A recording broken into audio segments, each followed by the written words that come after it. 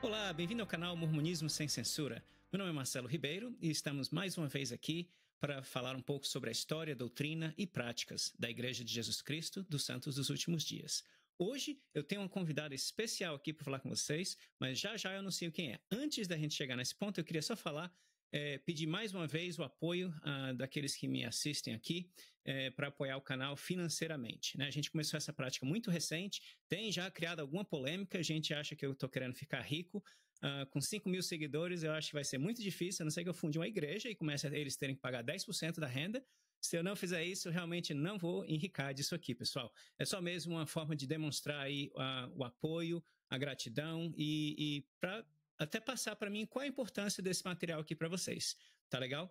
Então, hoje nós vamos falar aqui com a nossa convidada especial, Patrícia Míguez, ou Míguez, não é isso? Em espanhol, aprendi no vídeo dela ela explicando sobre isso. Eu acho que eu pronunciei correto. Ela já me corrige. A Patrícia tem um perfil no TikTok e, pelo que eu vi, assisti vários vídeos dela recentemente. Ela fala de assuntos variados, né? E recentemente decidiu falar também sobre religiões ou seitas, né? E ela fez um vídeo sobre a Igreja de Jesus Cristo dos Santos dos Últimos Dias. E tem dado uma polêmica enorme. E aí ela topou vir aqui falar com a gente hoje sobre isso. Seja bem-vinda, Patrícia, ao nosso canal. Quer falar um pouquinho mais de você? Eu falei tudo certinho? Errei alguma coisa? Não, obrigada, Marcelo. Sobre o sobrenome, metade da família fala de um jeito, outra metade do outro. Então, acho que qualquer pronúncia é válida. E aí, sobre o meu perfil no TikTok, basicamente, assim, eu abordo assuntos variados. O pessoal sempre fala, você precisa ter um nicho. O meu nicho é não ter nicho. Eu falo sobre coisas que me interessam, o que eu achei interessante, e é isso. E acabei caindo nesse assunto. De uma maneira um pouco curiosa, inclusive. Conta pra gente, Patrícia, como foi que te despertou esse interesse, né? Eu vendo no teu canal, como você disse, né? Fala de política, fala de fofocas do teu bairro, histórias da tua vida, né? Então, como foi que te despertou o interesse no mormonismo? Eu sei que você falou de outras igrejas também, falou dos Testemunhos de Jeová, falou da Cientologia, né? E tem uma outra que eu não me lembro agora, que eu acho que é mais brasileira mesmo, né? E como foi que você chegou nesse assunto? Por que falar dos mormons? Porque uma das coisas que uma pessoa de uma religião de alta demanda, como é o mormonismo, né, ela sempre que alguém fala de uma forma que não seja positiva ou sanitarizada, né, aprovada pela igreja, a pessoa já encara como crítica, né? Foi o teu objetivo criticar a igreja? Como é que você chegou nisso? Então, acho que até muita gente ficou com essa dúvida, muita gente falando que eu tava me maquiando. É porque esse vídeo, ele furou a minha bolha. Esse que é o grande problema, ele furou a bolha. E aí, quando um vídeo fura a bolha, ele começa a chegar em vários tipos de pessoas, e algumas que não entendem muito bem o propósito. Então eu vou resumir a história. Eu faço um quadro no meu perfil chamado Maquia e Fofoca. É esse o nome do quadro. E o propósito é que eu tô ali me maquiando e conversando com as pessoas que me seguem e contando alguma história da minha vida, alguma coisa que aconteceu e tal, ou alguma coisa, algum pensamento que tá na minha cabeça, enfim. E aí o que aconteceu foi que, só para dar um pouco mais de contexto também, eu sou uma pessoa neurodivergente, eu tenho TDAH. Para quem não sabe, pessoas que têm TDAH, elas têm um fenômeno, digamos assim, chamado hiperfoco. De vez em quando, a gente fica um pouco obcecado por um certo assunto. Alguma coisa que desperta o nosso interesse, vira uma chavinha, e quando você vê, você tá assistindo todos os documentários, lendo todos os livros, assistindo tudo sobre aquele assunto.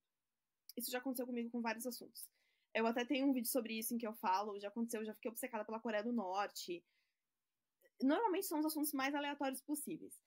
E outra coisa que acontece, e que é muito interessante os dois fenômenos juntos, que é o algoritmo. Porque quando você tá ali no TikTok, de repente você assiste um vídeo sobre um determinado assunto, e o algoritmo ele entende que você se interessou naquilo e começa a te entregar mais e mais conteúdo sobre aquilo.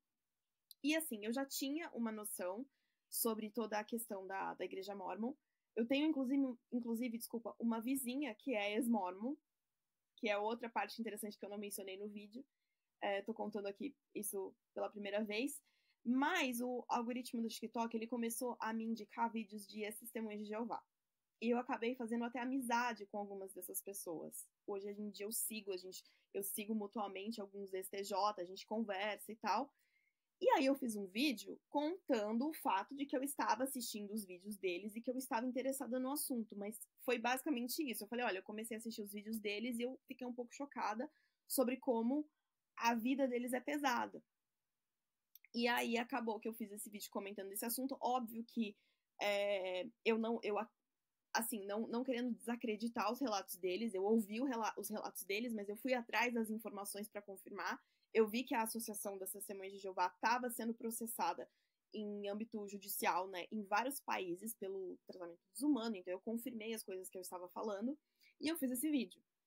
Aí alguém deixou um comentário que eu lembro até hoje, que foi assim, eu que sou ex-mormon, é cada história de chorar. Era mais ou menos isso. E aí eu peguei muita gente falando, fala da Igreja Mórmon, fala da Igreja Mórmon. E eu já tinha mais ou menos uma base, porque como eu falei, minha vizinha é ex-Mórmon. E aí eu caí nos vídeos da Lisa Grenfell. Pra quem não conhece, o canal dela é muito legal, quem fala inglês eu acho que vale a pena. E eu comecei a maratonar, né? Comecei a assistir os vídeos dela e tal, e claro que de novo, né? Que depois acho que a gente vai entrar nessa questão de não ouça os ex-membros, porque quem sai da igreja. Mas aí, claro que eu fui pesquisar as coisas, né? Que eu falei, não foi assim, eu vi alguém falando e eu vou repetir. Não. Eu fui atrás das informações, eu pesquisei. Depois, inclusive, eu postei um segundo vídeo que eu dei fontes das coisas que eu tinha dito. Eu coloquei. Uma das fontes que eu dei foi o The New York Times. Outra foi a Universidade de Oxford e outra foi o The Salt Lake Tribune, que é um jornal de Salt Lake City. Então, tudo que eu falei, eu coloquei, né, fontes e tal. E mesmo assim, muita gente não acreditou. Eu recebi até um comentário de uma menina falando que a credibilidade do The New York Times é a mesma da Choquei. Essa foi, pra mim, assim, o melhor comentário. E aí foi isso, gente. Foi basicamente isso. Não foi uma coisa tipo assim, eu vou fazer um vídeo falando dessa igreja porque. Não. Foi um assunto que caiu ali porque eu faço vídeos comentando assuntos que eu estou lendo sobre no momento. E eu jamais imaginei que o vídeo ia ter tanta visualização. Na minha cabeça ia ter ali, 10 mil visualizações, se muito. E de verdade, eu fiz com o intuito de conversar com as pessoas, porque tinham ex-mormons nos comentários pedindo para que eu falasse sobre. Essa é a história. E quantas visualizações já tá esse vídeo hoje, Patrícia? Tá com 3.900.000. Agora. Nossa! Que joia, muito legal. E é interessante, né, como você falou, o pessoal fica dizendo que você está falando besteira, que não tem,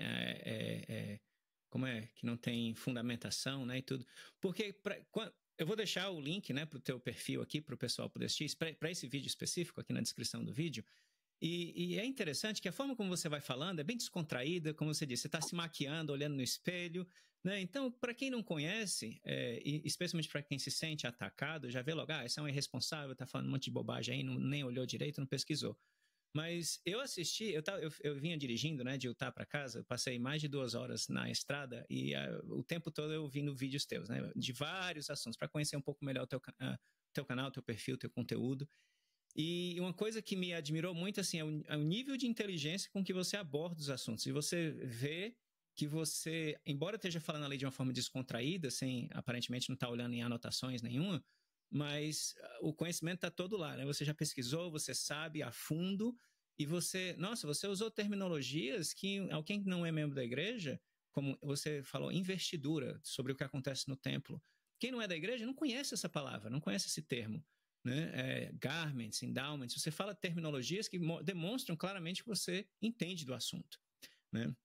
Então, parabéns pelo conteúdo, né? E o que é legal também é ver, você não é ex-mormon, né? Você nunca foi da igreja.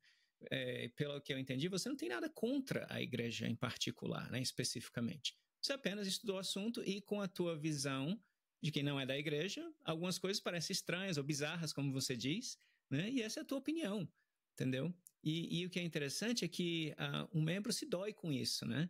E ele não percebe que, ao se doer com isso, aquilo deveria ser um red flag, né? Uma bandeira de que o que ele está fazendo é estranho. E ele talvez se sinta constrangido, para não dizer assim, tenha envergonhado, né? Esteja envergonhado, porque esse termo, o membro da igreja ensina que ele não deve ter vergonha do evangelho, acho que é até um termo das escrituras da Bíblia. Então ele se sente constrangido de que pessoas de fora que não tenham sido doutrinadas, não tenham não tenham comprado aquela doutrina, a forma como é que eles vão ver isso, né? E é o que o teu vídeo está fazendo, é uma visão de alguém que nunca foi, nunca será, né? E como é que você enxerga isso? Bom, mas 4 milhões de views quase, né, de visualizações, e deve ter chovido comentários de todo jeito, apoiando, provavelmente uma grande porção criticando, né? E a gente fez uma lista aqui de alguns pontos principais que as pessoas criticaram, tá bom? Então eu queria conversar contigo sobre esses pontos. O que foi que nos teus estudos você aprendeu? E eu vou tentando aqui acrescentar alguma coisa também, tá bom? Então, a primeira coisa, Patrícia, que eu vi o pessoal falar foi que você estava atacando a igreja, né? Eu, vendo o teu vídeo, não senti que você estava criticando, né? Qual é tua percepção, a tua intenção, falando do vídeo? Era criticar? Era alertar? Era só falar uma curiosidade de algo interessante que você aprendeu? Olha, Marcelo, eu acho que a gente entra numa seara um pouco complicada aqui, porque é o seguinte, eu sou da opinião de que, primeiro, toda instituição e toda pessoa é passível de crítica. Eu acho o seguinte, sobre todas as coisas que eu li nos últimos meses sobre esse assunto, eu percebo que existe uma coisa bastante comum que eu vejo em muitas pessoas que falam sobre esse assunto. Eu tenho assistido muito seus vídeos da Vânia, da Alissa também, e eu percebo, primeiro, existe uma questão bastante complicada do controle da vida dos membros, certo? Da questão do também que existem dados aí sobre, como eu falei no vídeo, que até muita gente falou que isso não existe, que eu inventei, me acusou de calúnia, não sei mais o que, sobre questão de abusos sexuais que aconteceram dentro da igreja, e existe prova disso, existem vários casos documentados, relatados, que a gente pode falar mais pra frente. E existe também a questão de que você tem um número grande de pessoas LGBTQIA+, principalmente na região de Utah, praticando autoextermínio por conta de questões que acontecem dentro da igreja, certo? Então, eu acho que a questão da fé, do que as pessoas acreditam, é muito pessoal, e isso as pessoas têm o direito de acreditar, e a fé pessoal de cada um a gente não deve criticar. Mas essas questões que ocorrem e que a gente tem matérias em jornais de renome falando sobre isso, a gente tem tudo isso muito bem documentado, eu acho que sim, são coisas que devem ser criticadas, perdão. E aí, eu vou traçar um paralelo, por exemplo. Você tem, por exemplo, o caso da Igreja Católica, tá? Por favor, católicos, não se ofendam com o que eu vou falar, porque não é a intenção. Mas qualquer pessoa que já tenha estudado a história da Igreja Católica sabe que existem questões extremamente problemáticas, tipo Inquisição Espanhola, tipo Cruzadas, entre outras coisas. E aí, então, se a gente partir desse princípio, agora um professor de história, por exemplo, ele não vai poder falar da Inquisição Espanhola porque isso vai ser intolerância religiosa, sabe? Ninguém está criticando a fé dos católicos. Ninguém está dizendo para eles que eles não devem ir à missa, que eles não devem ter os santos deles, que eles não devem praticar a fé deles. Mas coisas que aconteceram na igreja podem e devem ser criticadas, entende? Assim como você tem, por exemplo, o caso da Igreja Católica, tem o caso daquela menina Emanuela Orlandi, que desapareceu dentro do Vaticano, que tem até um documentário sobre isso na Netflix, que é bem interessante, eu recomendo, acho que é Vatican Girl o nome. E essas coisas podem e devem ser criticadas, porque se a gente não puder criticar coisas que ocorrem dentro de religiões, a gente está abrindo um precedente muito perigoso para que qualquer pessoa dentro de uma igreja faça o que bem entender e essas igrejas não possam receber qualquer crítica, mesmo que isso envolva problemas familiares, como a gente tem os casos que eu falei de jovens que tiraram a própria vida, tem casos de abuso, e aí você não vai poder criticar porque é uma religião. Então, eu acho que a gente entra nessa seara. Só para concluir, não estou criticando a fé das pessoas, cada um acredita naquilo que quer, mas estou sim criticando coisas que ocorreram lá dentro, como essas, e que eu acho que é responsabilidade das pessoas sim criticarem. Excelente. Assim, uma das coisas que eu digo frequentemente aqui no canal, né, é sem censura, é o nome do canal, né, Mormonismo Sem Censura. Então, sem censura, mas com respeito, né? Então, eu acho que eu concordo 100% com o que você está falando e ainda acrescento o seguinte, mesmo a crença, né, por mais que seja de foro íntimo, ela deveria ser passível de crítica, né? Tem gente que acredita que a Terra é plana. Então, se é uma religião, se é uma igreja que está ensinando isso, eu não posso criticar aquela crença? Posso, desde que eu tenha respeito, eu tenha embasamento, eu mantenha uma abertura, né, para um diálogo, eu não ridicularizo, porque eu acho que o problema com o código, não o problema, né, mas a questão que o Código Penal coloca é a ridicularização, né, da crença, não a crítica, né? São duas coisas bem diferentes. Excelente, então, muito bacana. É importante, essa coisa que a gente tem a mania de falar, né, que política, religião e futebol não se discute, né? Eu acho uma coisa horrível, porque aí o futebol não tem tanto impacto na nossa vida, mas política e religião, nossa, né, se a gente não pode discutir e criticar e buscar uma melhora, né, fica difícil, afetam a vida de muita gente. Então, você tocou num ponto aí, eu vou até sair da ordem aqui da minha lista um pouquinho, mas você falou especificamente do abuso sexual. Foi uma das coisas que você trouxe no seu vídeo, né? Você fala que existem vários casos, acho que você usou esse termo vários, né? Sim. E eu vi que teve gente que se ofendeu porque vários, olha, quantos teve, né? Olha aí mostra um artigo, né? Cita um artigo sobre a Igreja Católica com milhares de casos. Outro artigo de uma igreja protestante com outros milhares de casos. A igreja não tem tantos assim.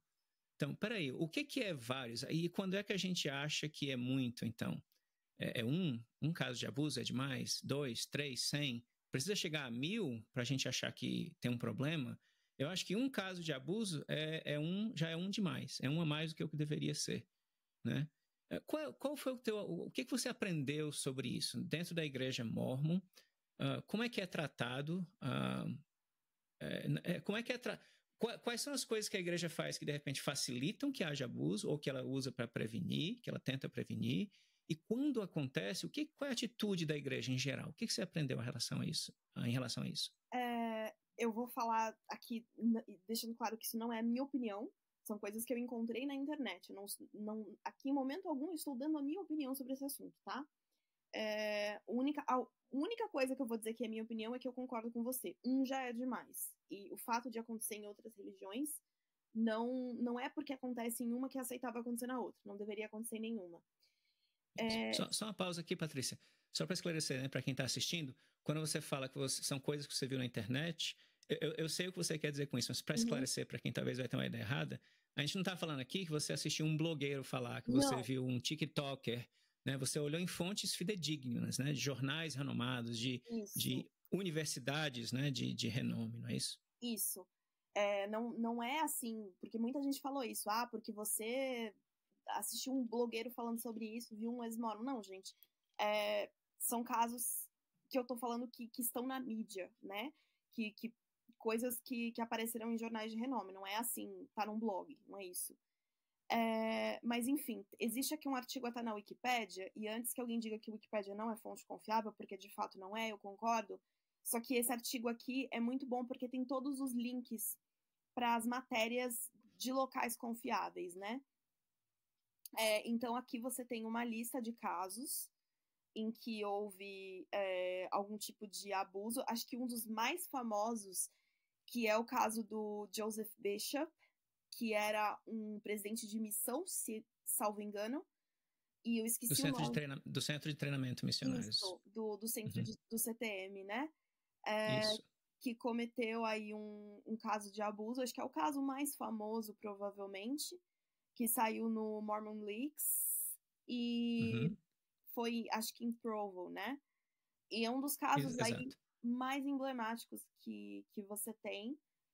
E assim, não é aceitável uma coisa dessa, nem na Igreja de Jesus Cristo dos Santos dos Últimos Dias, como em qualquer outra religião.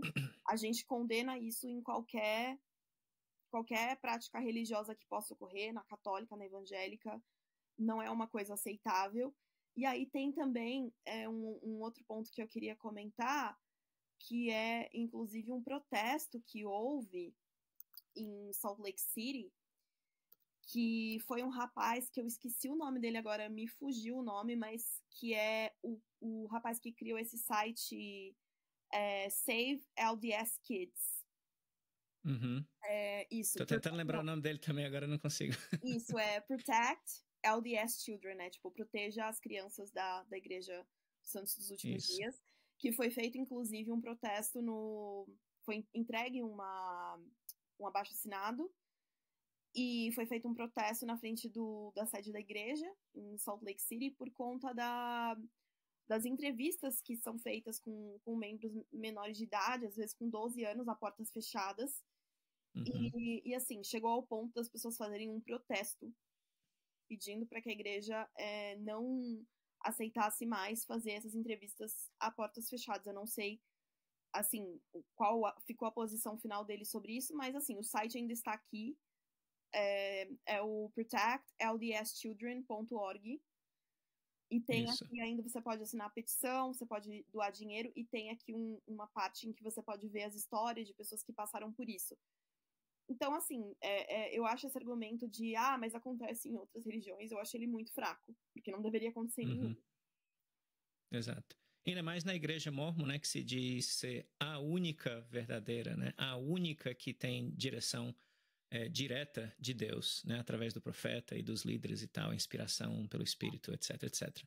E essa história aí que você falou, também não estou conseguindo lembrar o nome dele agora, né, mas foi assim, né, porque as entrevistas, o bispo, né, os líderes eclesiásticos, eles têm esse dever de fazer entrevistas sobre a dignidade pessoal, né, e começa desde 8 anos de idade para você se batizar, ou até antes, às vezes, né, e ao longo da sua vida inteira.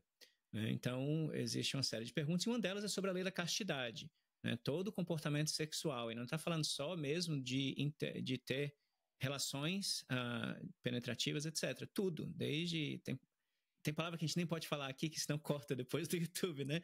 Mas desde o estímulo pessoal, tudo que tem a ver com sua vida sexual, né? E alguns líderes, e como a entrevista é portas fechadas somente com a criança, vamos dizer assim, começa com 12 anos, uma menina de 12 anos, menina de 14 anos é uma criança, né?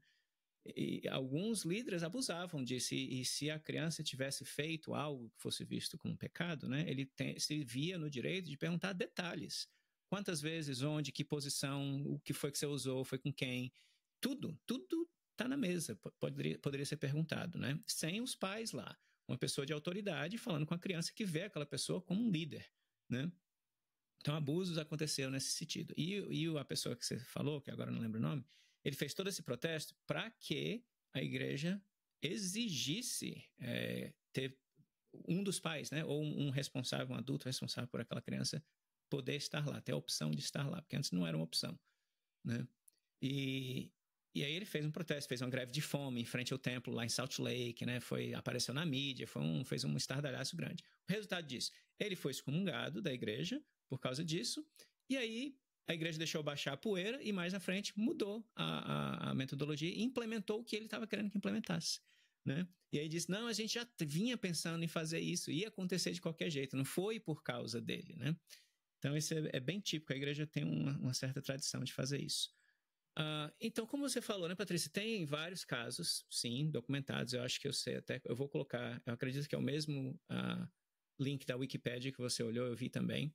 Tem o link do Wikileaks, né? Então, esse da Wikipedia, ele só fala de casos que foram parar na justiça, foram denúncias que ou a pessoa já foi julgada e condenada, ou está ainda sendo investigado, né? Fora isso, tem os casos que nunca foram parar no sistema judiciário, né? Porque a igreja, especialmente aqui nos Estados Unidos, em Utah, tem o hábito de abafar, né? O que acontece? Quando a pessoa sofreu abuso, seja por um líder, seja por alguém da família em si, se está envolvendo o nome da igreja, proteger o nome da igreja é a coisa mais importante para a igreja.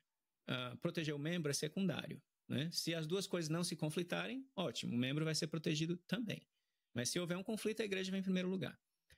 Então, quando acontece isso, o que o líder religioso, o bispo, tem que fazer? Ele liga, tem um número específico, um 0800 que ele tem que ligar, um número gratuito, né?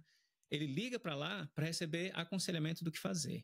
E esse aconselhamento não é religioso, espiritual, né? Não é Nossa, agora as palavras me fogem. Não é eclesiástico, não é um aconselhamento eclesiástico, é um aconselhamento legal, né? É um advogado que está no outro lado da linha perguntando o que aconteceu, qual é o caso, o que o bispo sabe, né, toda a situação. E baseado naquilo, ele vai fazer o damage control, né? Ele vai fazer o que é a situação que prejudica a igreja o mínimo possível, né? Claro, vai ter alguma ajuda para a pessoa que sofreu, a igreja tem um sistema de psicólogos e etc. que vão entrar em campo e ajudar também, mas a prioridade número 1 é proteger o nome da igreja.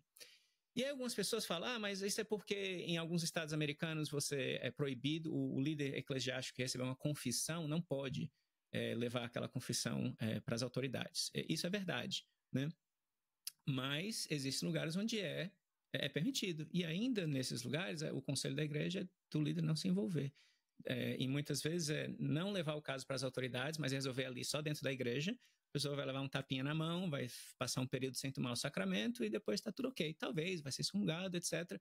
Mas é muito diferente você enfrentar o sistema legal e, de repente, ir preso e aquilo ficar público, né? Que aqui nos Estados Unidos aquilo vai para um registro público, você entra num site e vê quem são os abusadores de menores, com a foto e o endereço, né? Então, tudo isso para proteger vítimas em potencial no futuro. A igreja evita tudo isso aí, né? Mas é isso, a intenção da igreja é proteger a si mesma, né? E aí o que eu acho interessante, Patrícia, e gostaria da tua opinião nisso, né? Que, tudo bem, existem estados, verdade, nos Estados Unidos onde é proibido, né? O bispo não pode revelar o que foi dito a ele em confissão por um fiel. Mas isso é uma lei que pode ser mudada, né? A igreja investiu milhões e milhões, talvez bilhões de dólares para tentar, para lutar contra a legalização do casamento homossexual.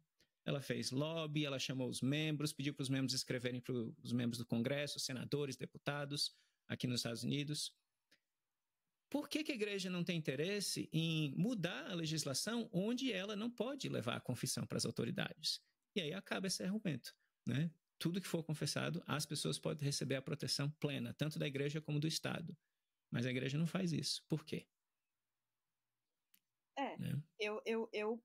Eu jogo a pergunta, porque eu acho que também é uma questão muito complexa, mas eu acho também que o que pode ser feito numa situação como essa é incentivar a pessoa que passou por isso a ela mesma procurar as autoridades, né?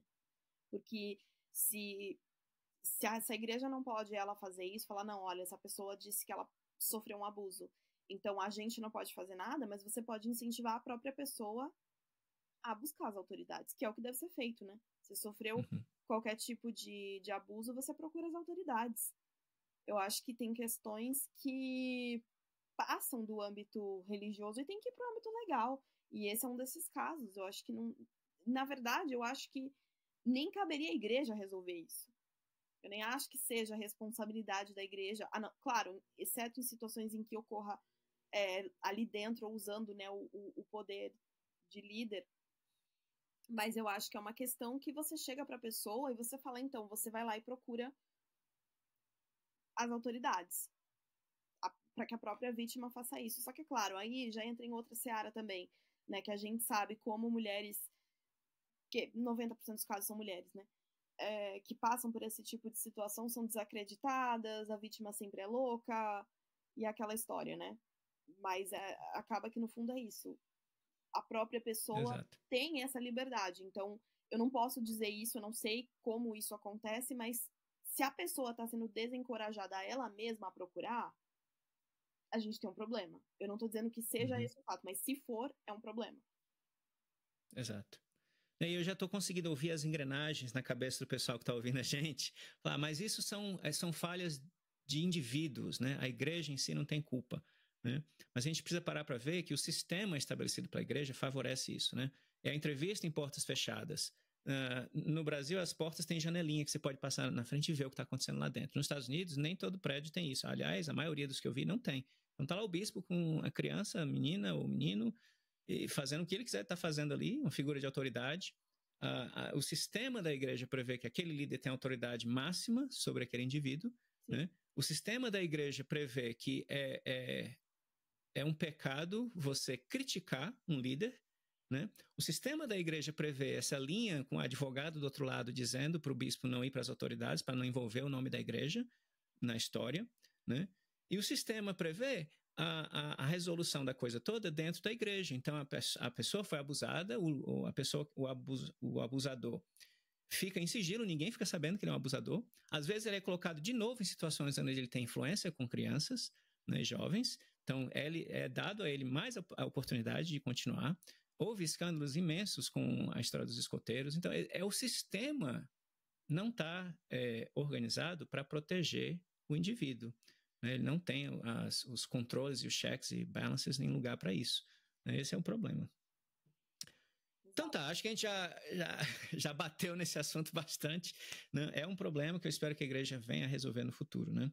Então, uma outra coisa que você falou no teu vídeo, Patrícia, e que é muito típico, não só da igreja, como outras instituições religiosas de autocontrole e de alta demanda, é a questão de você não dever procurar informação sobre a igreja com ex-membros, né? É tipo assim, você vai comprar uma coisa no site da Amazon, no site aí do eBay, aliás, no Brasil é o Mercado Livre, né? Então você vai comprar uma coisa no site do Mercado Livre, mas você não pode olhar os reviews, né? Os comentários que tem 2 estrelas ou 1 estrela. Você só pode olhar os reviews de 5 estrelas. Não é isso? Sim, exatamente. Quem é que faz isso? Quem em sã consciência faz isso quando vai comprar, sei lá, um tênis, né? Olha, que dirá dedicar sua vida inteira a uma instituição. Exato. Olha, Marcela, é até engraçado você falar isso, porque essa semana eu comprei um sapato pela internet e eu fui engambelada, tá? Então, só que não tinha avaliações. Então, também não é minha culpa, não é que eu não li, é porque não tinha ainda. Então, eu fui engambelada nesse aqui, já tô devolvendo. Então, eu adorei a tua analogia. Eu acho que é exatamente isso. Eu acho que, assim, isso é uma coisa que eu vi a Alyssa Grenfell falando em um dos vídeos dela. Ou foi a Alyssa Grenfell, ou foi uma outra moça que também produz conteúdo, que é a Smormon, que o perfil dela é Exmolex. É uma moça bem bonita, de cabelo castanho e olho claro, assim. Acho que conheço o perfil dela. Isso. Que muita gente fala, quando ela fala sobre a experiência ruim que ela teve, muita gente fala assim, mas você deveria seguir em frente e não falar sobre isso.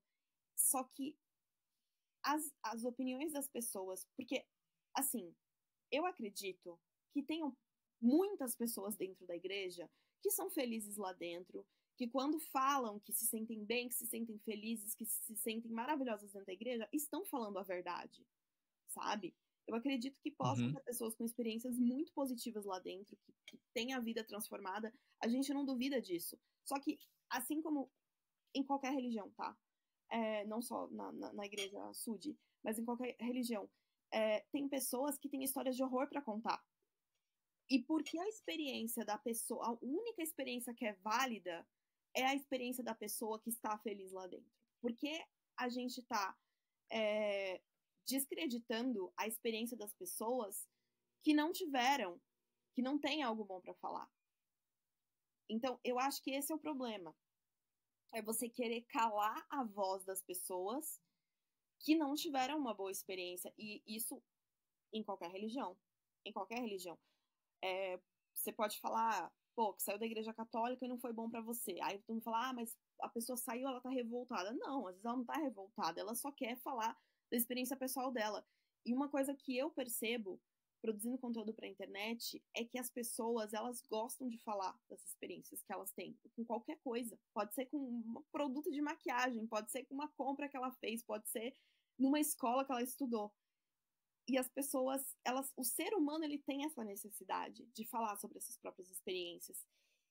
E eu acho que o sentimento das pessoas, o que elas passaram lá dentro, não é algo que deve ser calado. É um direito que as pessoas têm. Assim como as pessoas que estão super felizes na igreja, ou também pessoas que saíram da igreja por outros motivos, mas que não tem nada de mal para falar da igreja, têm o direito de falar, as pessoas que têm algo negativo também têm o direito de se expressar. Exato, e é tão válido, né, quanto. Exato. Com certeza. E essa é a crítica que eu recebo o tempo todo também, né? Por que você está perseguindo? Só sai, vai ver sua vida. Eu estou vivendo a minha vida, né? Eu estou aqui gravando com você, a gente vai passar aqui 1 hora, eu vou passar mais umas 2 editando e preparando para mandar. Pronto, eu tenho mais quantos dias na semana? Eu vou gravar o próximo vídeo daqui 2 semanas. E nesse meio tempo eu estou fazendo um monte de coisas, né? Que eu gosto de fazer. Eu Exato. estou vivendo a minha vida. Isso aqui não é tudo para mim, né? Não, exatamente. E às vezes faz parte do teu processo de cura falar sobre isso. Eu, quando fiz um Exatamente. vídeo falando sobre o meu relacionamento abusivo ou sobre a escola bizarra que eu estudei, me fez bem falar sobre isso. Me fez bem pôr pra fora. Exatamente. Inclusive foi assim, o motivo que me fez eu querer começar o canal. Olha, eu perdi praticamente todos os meus amigos, membros da igreja, por causa disso aqui. E eu sabia, eu entrei já consciente que isso ia acontecer, né? Mas eu simplesmente, eu queria processar isso, eu tinha que falar, né? 2, eu não queria que no futuro alguém chegasse e me dissesse, olha, eu descobri isso agora e você já sabia há tantos anos, por que você não me disse? Eu tô aqui, eu tô dizendo. Quem quiser, quem tiver, é uma expressão que diz na igreja, quem tiver ouvidos para ouvir, que ouça, né? E é isso. Então, é engraçado que eu vi um dos comentários dizendo assim, você não pode buscar a informação só nos ex-membros, né? Você tem que olhar o site da igreja, tarará. Isso é o que a igreja vai dizer para quem já está em contato com o conteúdo de ex-membro. Mas para quem não teve ainda, a posição da igreja é a seguinte, só pode olhar no site da igreja. Só o site da igreja é confiável. Ou sites que são a favor, né? Qualquer coisa desagradável, por mais que seja verdadeiro, o membro da igreja, a primeira reação dele é negar. Né? Não, isso não é verdade. Olha, Patrícia, quando eu comecei o canal, se você olhar meus primeiros vídeos, tudo que eu estava fazendo era lendo o material da própria igreja, porque a internet explodiu a coisa toda, então não dava mais para a igreja manter segredo sobre os assuntos, então ela tinha que começar a gerenciar essa informação de alguma forma. Então ela publicou uns textos, chamados Textos sobre os Tópicos do Evangelho, e aí falando sobre poligamia, sobre o racismo, sobre a Mãe Celestial, vários tópicos controversos da igreja. E o que eu estava fazendo era somente lendo o material da igreja. E o pessoal caindo de pau. Isso é mentira, isso não é verdade. Aconteceu Gente, a comigo igreja também. está dizendo isso. Porque, como eu recebi... Primeiro eu fiz um vídeo em que eu coloquei fontes externas, tipo The New York Times, Universidade de Oxford. Aí muita gente falou, não, porque só o site da igreja é confiável. E aí eu fiz um outro vídeo em que eu mostrei exatamente as coisas que eu tinha dito, exceto a parte dos abusos que não estava no site da igreja, mas todo o resto, poligamia, racismo, o que mais? O lance do virar Deus e não sei o que, tudo eu botei fonte da igreja e teve literalmente uma pessoa comentou no meu vídeo. Mas então vá pro site da igreja, sendo que o vídeo era mostrando do site da igreja. É típico mesmo. E uma coisa que você tocou também no assunto, Patrícia, é essa questão de a crença individual, né? Se a pessoa está feliz, fica lá. Eu digo isso o tempo todo, né? A pessoa vem, assiste meu vídeo, toma aquilo como uma crítica e fala, eu estou feliz na igreja, faz 30 anos que eu vivo, é a única verdadeira, blá, blá, blá. Presta o testemunho dela. Sim. Eu falei, ok, ótimo, fantástico. Fica lá, gente. Ninguém tá te puxando pra fora da igreja. Fica na igreja se você tá feliz. Exato. Tem uma coisa, né, que tem o ex-mormon mais conhecido nos Estados Unidos é o John Dehlin, né? Então, ele fala muito sobre informed consent. Eu não sei como é que traduziria isso, seria consentimento informado, seria a tradução literal, né? Então, é você... Porque na igreja você dá permissão para a igreja fazer um monte de coisa na tua vida, né? Mas você não tem a informação suficiente para basear aquela decisão, né? É uma decisão baseada em sentimento, na pressão dos outros membros ao redor. Enfim, então o princípio é você dá a informação e a partir dali você faz o que você quer fazer com a informação. Mas você não pode mais dizer que está sendo enganado, né, que foi iludido. Você sabe, em tese, pelo menos tem a informação para tomar uma decisão melhor que seja para você. E se é melhor para você é ficar na igreja, fantástico. Eu tenho amigos que eu amo de coração, são membros da igreja. Se me convidam para ir num batismo, eu vou, não tenho nenhum problema. Bota a gravatinha, respeito.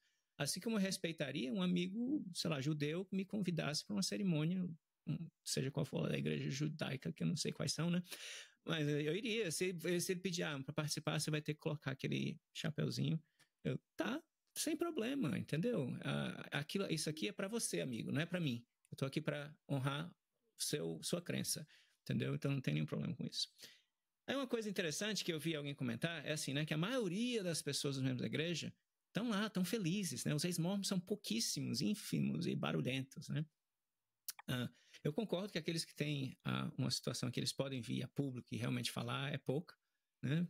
Por N motivos, mas a igreja diz que tem 17 milhões de membros, né? Ela não divulga quantos que realmente frequentam, mas só baseado em minha experiência, em projeções estatísticas, assim, eu acredito que menos de 25% estão na igreja, né? Frequentando, ativos e acreditando. E menos de 10% desses vão ao templo, que é o nível mais alto de compromisso, né, dentro da igreja. Então, não. A maioria dos membros da igreja não acredita na igreja, né? A maioria dos que entraram, dos 17 milhões. Agora, se a igreja quer falar dos membros que acreditam e frequentam, então fale então de 3, 4, 5 milhões, talvez. Não fale de 17 milhões, né? Porque isso é um engano para a opinião pública, né? Enfim, mas só minha pequena crítica em relação a quando se usa estatísticas, né, da forma errada. E acho que a igreja lidera nisso aí, faz os membros errarem nesse sentido. Vamos falar um pouquinho de poligamia. Então você falou um bocado no teu vídeo sobre a poligamia. É um assunto super controverso. Acho que eu vi você em um vídeo posterior, né, o pessoal dizendo que não, Joseph Smith não tinha 30 esposas, isso é mentira. Fala um pouquinho disso aí pra gente. Como foi que você, quando você começou a estudar, diz pra mim assim, bem, qual era a tua reação lá no teu estômago, lendo aquilo ali, e aprendendo como não só que ele tinha 30 esposas, mas acredito que você deve ter pesquisado um pouco como é que ele conseguia convencer essas mulheres de se casar, entre aspas, né, com ele, e tudo ao redor da poligamia. A situação, acho que de vítima, né, dessas mulheres. Como é que foi a tua reação mais, assim, interna sobre isso? Eu fiquei, gente, que loucura, como assim? Porque eu acho que o que mais me pegou foi imaginar isso acontecendo em 1830, sabe? Porque é algo que até hoje em dia, com certeza, seria mais aceito do que naquela época. Porque hoje em dia tem muita gente mais liberal. Eu mesmo já conheci um trisal. Tá tudo, sabe, assim, cada um faz da sua vida aquilo que achar bom. Eu acho que se a pessoa quer ter um trisal, um quadrisal, nem sei como é que fala depois disso, que ela seja feliz, contanto que haja o informed consent, como você falou, né? Mas quando eu imaginei aquilo, em 1800 lá vai bolinha, eu pensei, gente, como assim? Né? Porque eu recebi vários comentários dizendo que de fato isso acontecia, mas é porque era comum na época. Eu fiquei, gente, como assim comum na época? No século XIX, alguém achar que era comum poligamia, porque não era isso, a lei americana não permitia, né? E nunca permitiu, não permite, e jamais permitirá, provavelmente. E aí eu fiquei, gente, que maluquice. É uma coisa assim, e daí eu li sobre a história da Fanny, esqueci o sobrenome dela. Fanny Alger, aquela do estábulo, né? Que supostamente a Emma pegou os dois ali no meio do ato, que foi uma história que eu achei muito doida. E daí tem a história que ele disse que foi que o irmão, acho que foi o irmão do Joseph Smith que falou que deu a ideia dele falar que foi uma revelação, e acho que isso, se eu não me engano, tá naquele livro No Man Knows My History, que conta o lado sombrio da história do Joseph Smith. E assim, o que me deixou mais de cara foi ver que tem pessoas que realmente acreditam que não, que ele só teve uma esposa, sendo que o próprio site da igreja admite isso, que havia poligamia. E tem, num dos textos, fala explicitamente que era crime na época, e que eles, o termo que eles usam é desobediência civil, que eles praticavam atos de desobediência civil praticando a poligamia. Então, assim, o próprio site da igreja admite que acontecia e que era crime. Exatamente. Quando o pessoal fala que isso era comum na época, né, estão se referindo ao homem casar com uma menina de 14, né, 15, 16 anos. Primeiro, isso é mentira em vários níveis, né? Porque, primeiro, não era comum. A idade média, de acordo com o censo da época, era 22 anos para a mulher casar. Isso. Segundo, quando ela casava mais jovem, normalmente era com um cara mais ou menos da idade dela também. Então, uma menina você vai encontrar casos raros de uma menina de 14 anos casar, mas é com um cara de 18. entendeu? Não é com um cara de 35, como era o Joseph Smith, já no final, no ápice da poligamia dele, né? Não é um cara de 60 e poucos anos casando com a menina de 20, como aconteceu depois do Joseph Smith, porque a poligamia continuou sendo praticada pelos profetas seguintes, né? Então, não era comum, e como você falou, poligamia nem pensar, é legal, né? Então, é uma mentira em vários níveis, né? Que não dá nem para começar a falar. E como você falou, é informed consent, né? Eu não tenho nada também contra alguém ser um trisal, ter poliamor, etc. Desde que todo mundo esteja de acordo, todo mundo entenda e ninguém... Eu acho que, na minha opinião, o ponto mais importante de todos é não haver uma discrepância no poder, né, dos participantes. Todos estão no mesmo status, todos podem dizer sim ou não na hora que quiserem. Né? O que não é verdade num ambiente religioso de alta demanda e controlador como é a igreja mórmon, né? Então, o líder, o profeta, um homem que Deus chamou, está dizendo que você tem que casar com ele. Quem é você para dizer não? Né? E os relatos das mulheres que resistiram a isso são assim, são histórias de terror. Né? Ele dava 24 horas para a mulher decidir. Ele dizia para a menina que ela não podia contar para o pai dela. Né? Teve uma história de duas irmãs, elas eram irmãs que moravam com ele, trabalhavam na casa dele, como se faz, não sei se ainda faz muito isso no Brasil, mas quando você traz as meninas do interior para morar com você, elas estão, na verdade, trabalho e tem a moradia, né, e a alimentação, mas moram com a família e tal. Enfim, ele pegou essas duas meninas, mandou o pai delas para a missão, porque a esposa tinha falecido, ele, né, tinha acabado de enviuvar, estava muito deprimido. Ele falou, não, olha, vai fazer uma missão longe, vai espairecer, vai tirar a cabeça desse problema, e eu cuido das suas filhas aqui, dos seus filhos. Elas tinham eram as duas meninas e tinham mais filhos. Eu vou cuidar deles como se fossem meus filhos. Entendeu? Então, as duas mais velhas foram morar com ele, tinham, acho que, 15, 18 anos na época. E aí ele trabalhou com elas e convenceu as duas de casar, entre aspas, né? De serem as esposas espirituais dele, e ele teve relações sexuais com as duas, né? E uma não sabia da outra, então ele fez as meninas manterem segredo uma da outra, né? E elas não podiam informar para o pai delas sobre isso. Então, imagina a situação, a cabeça dessas meninas passando por isso sem querer passar. Aí o que acontece? O membro da igreja vai dizer, mas muitas delas no futuro, mais para frente na história da igreja, se tornaram a favor da poligamia, apoiaram, etc. Tá, mas olha a situação dela. Você está morando no meio de Utah, que é no meio do deserto. Você viajou dias e dias, quase morreu. Um monte de gente morreu. Então, para você voltar de onde você veio, não é pegar um ônibus e ir para o aeroporto, né? Ou pegar um avião e vai para a sua cidade. Você está ali à mercê daqueles líderes.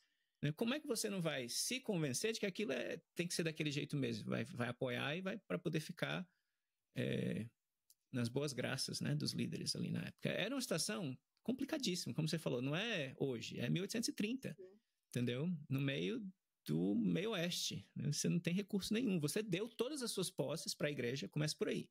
Então você é financeiramente dependente da igreja e daquele líder, né? Você é uma mulher no século XIX, que não tem poder, autoridade de nada, numa religião totalmente patriarcal, ou seja, novamente, você mulher não tem poder de nada.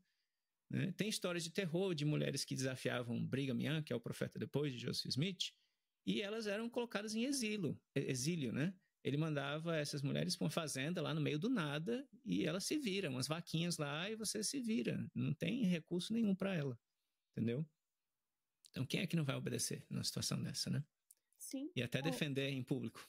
E só um parênteses que eu queria fazer, que eu recebi muito comentário de gente falando que eu tava confundindo a igreja Sud com a igreja FLDS, né, que é a fundamentalista. Porque só lá que tem poligamia. Gente, claro, hoje em dia é lá que tem poligamia, na fundamentalista, né, mas na verdade eles só estão seguindo exatamente como era no tempo do Joseph Smith e do Brigham Young.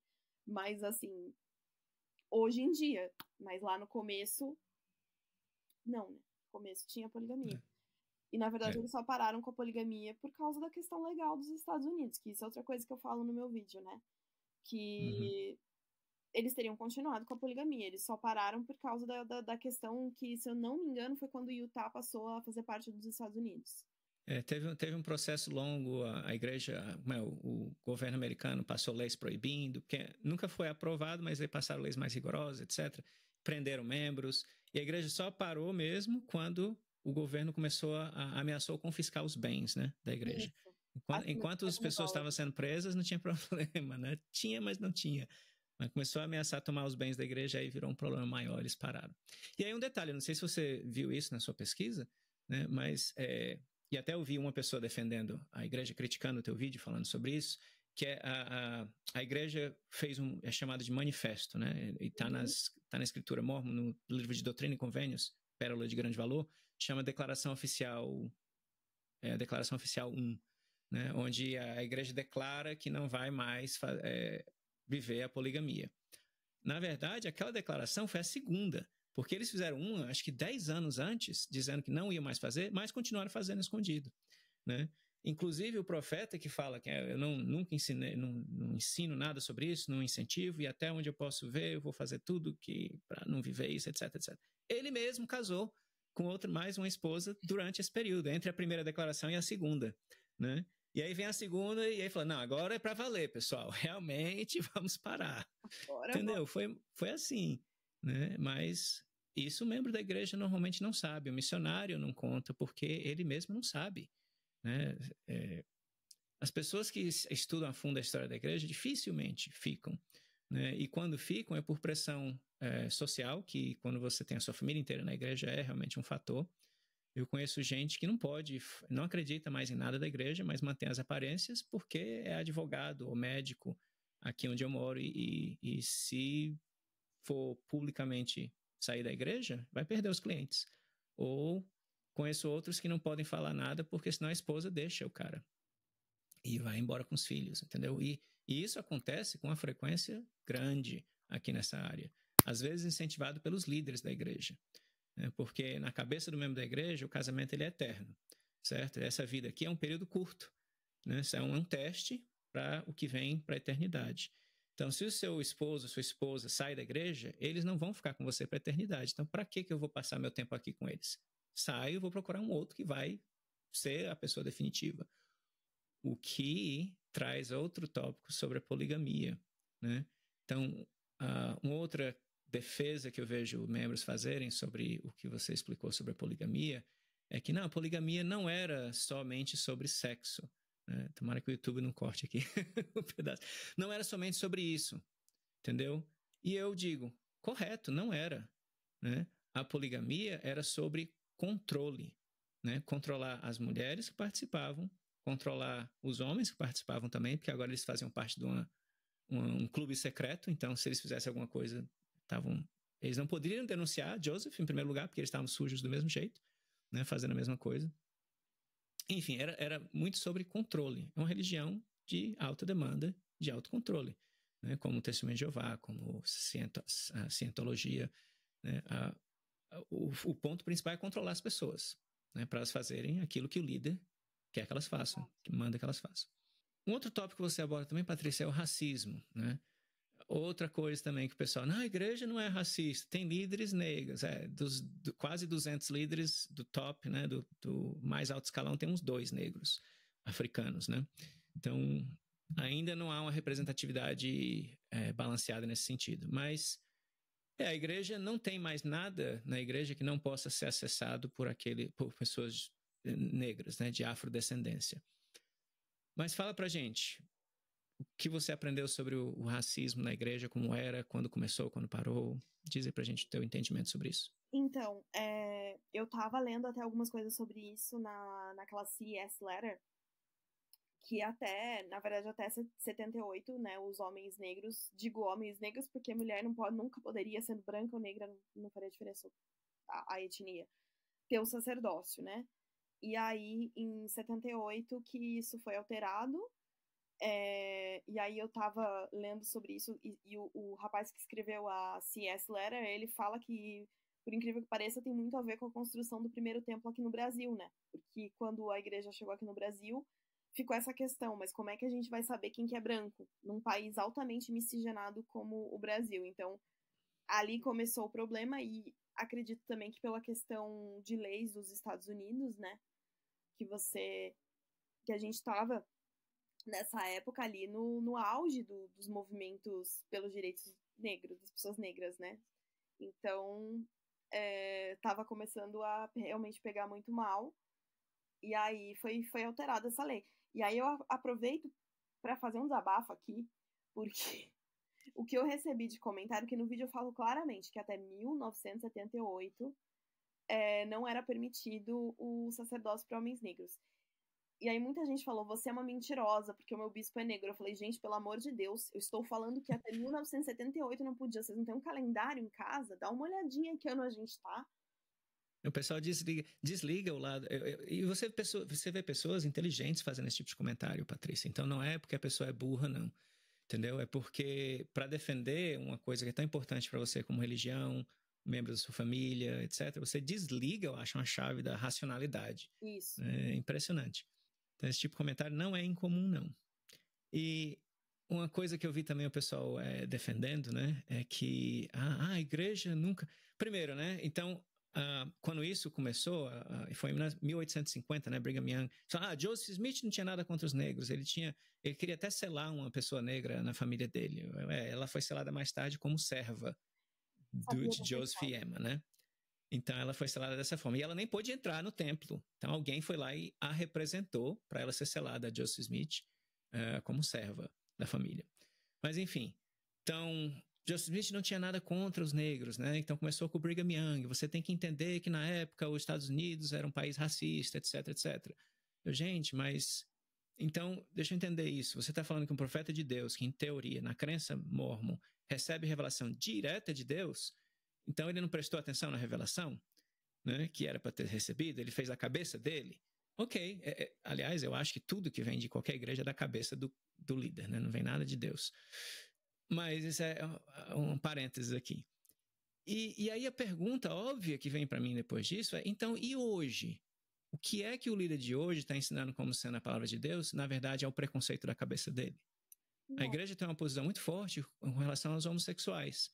Ela não aceita o casamento homossexual. O homossexual, se ele pratica, né, porque a igreja tem essa coisa, você pode ser, mas não pode ser, né? Não pode fazer. Então, se você tem atração, não tem problema. Mas se você age naquela atração, aí pronto, é o problema. Você é excomungado, você tem uma série de consequências, né? Então,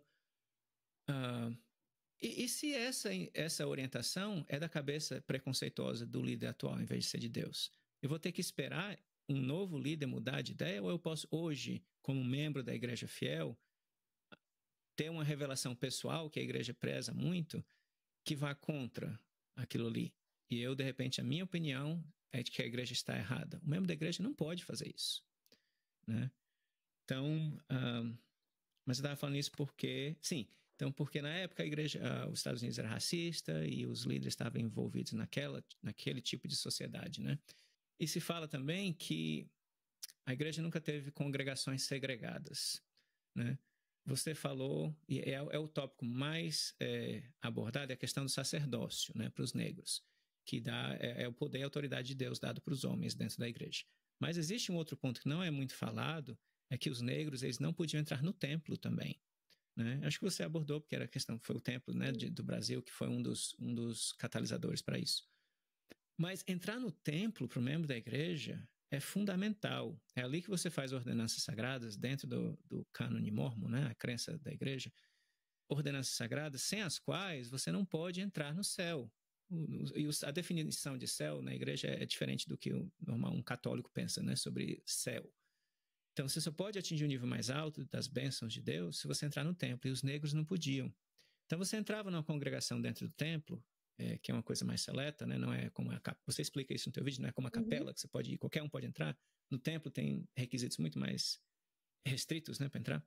Então, aquilo ali não deixa de ser uma congregação, e só podia entrar branco. Então, a igreja tinha congregações segregadas, sim, onde negros não eram permitidos entrar, entende? Mas a pessoa não consegue dar um passo para trás e olhar a gravura inteira, né? O big picture, né, da coisa toda. Entendeu? Isso, porque... Então esse é um problema. É bem o que você falou.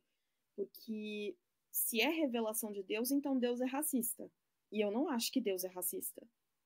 Uhum. Eu não quero acreditar que se existe um Deus, ele é racista. Eu não acho que ele seja racista.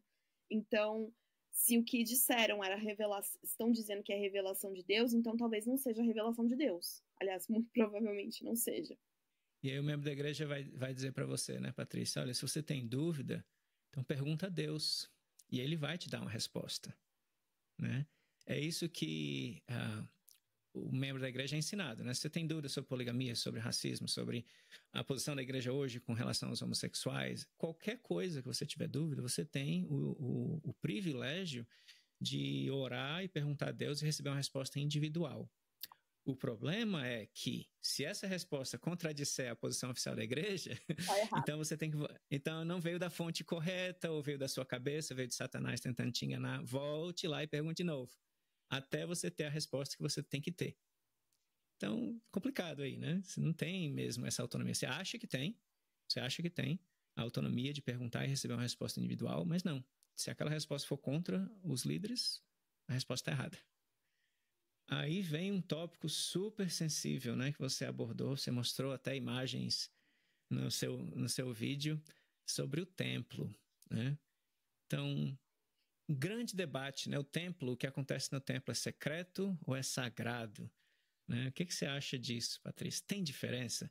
Alguma coisa secreta é necessariamente sagrada? Ou pode ser uma coisa e não a outra? Gente, primeiro, as pessoas repetem aquela frase, o que acontece no templo não é secreto, é sagrado. Então, gente, mas vamos pegar o dicionário para dar uma olhada? Porque, assim, para um católico... Ai, Patrícia, você está querendo ser muito lógica, não dá certo. Exato. Para um católico, a missa e a Eucaristia são a coisa mais sagrada que existe.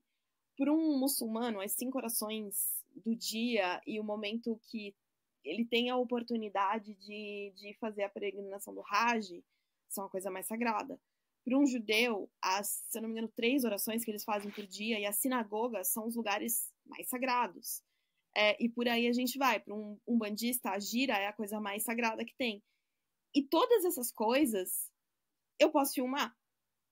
Uhum. Todas essas coisas. Eu já entrei numa mesquita, numa sinagoga eu nunca entrei, mas eu já vi vários vídeos lá dentro. Não tem nada que aconteça lá que já não tenha sido visto por todo mundo. Missa tem transmissão online. Na pandemia teve transmissão online de missa. Em igreja evangélica também tem várias que fazem transmissão online. Tem centro de Umbanda que faz transmissão online da gira também. Então, assim, e todas essas coisas são sagradas para as suas religiões. Quando você não pode ver uma coisa, quando você não pode olhar, você tem que ter uma autorização especial para entrar, essa coisa é secreta. Ela pode ser sagrada para você, de acordo com a sua fé, mas ela também é secreta. Então, acho que esse é o principal ponto. Outro ponto que eu queria colocar é que, assim, quando eu falei que as roupas são... Opa, quase que eu derrubo um copo aqui, parabéns pra mim. Quando eu falo que acontece no templo é bizarro, eu acho que, assim, também tem a questão de que toda religião que é diferente da nossa vai ser bizarro. Muito provavelmente, eu já fui muitas vezes em gira de Umbanda, pra mim já se tornou uma coisa comum, mas, por exemplo, teve uma amiga minha que foi uma vez, que ela falou que ela tava curiosa, ela entrou lá e ela falou, gente, isso é muito estranho.